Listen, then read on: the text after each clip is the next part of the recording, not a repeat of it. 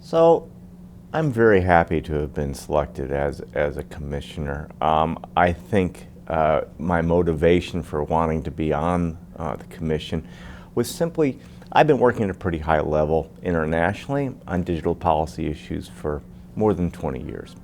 And for me, some of the issues are the same regardless of sector, regardless of application, but I really wanted to have an opportunity to do a deep dive into one sector, working with experts in that field. I'm not an expert on health, but I'm interested in how to apply digital technologies, particularly the latest cutting edge technologies like artificial intelligence, to this sector, partly because it's a huge part of the economy and it has a huge impact on society and individuals.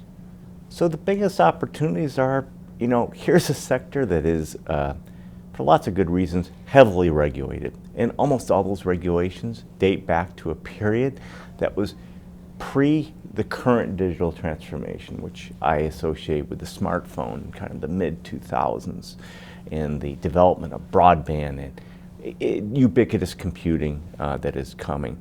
And so the opportunity is to use some of these technologies in a very clever way and apply them to what are health issues that are common throughout the world. The other opportunity is to learn from this experience and develop a knowledge base that we can begin to apply to other sectors. Now, with opportunities come challenges, and the challenges in this area are non-trivial. I've been studying tech for a long time. There's always a lot of hype. And you got to get beyond that so that people can look at the nitty-gritty and how to really apply things.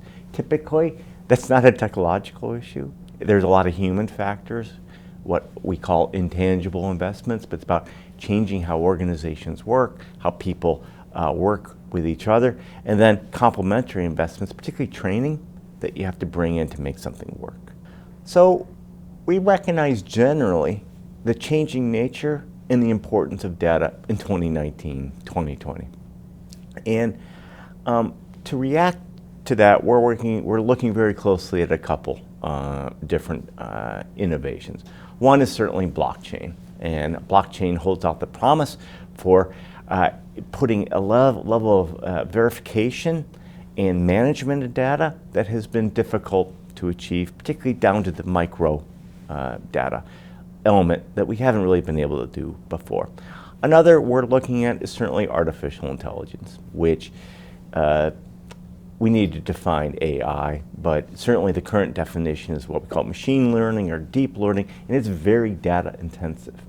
And so learning about what can help AI advance and avoid kind of taking the data we're observing to now and hard coding in biases in that data that could have unintended effects is one of the things we're looking at. Lastly, looking more generally, we're looking at data governance, issues of ownership, issues of control, security, and particularly the cross-border element of that where you meet up with different cultural, historical, and regulatory policies.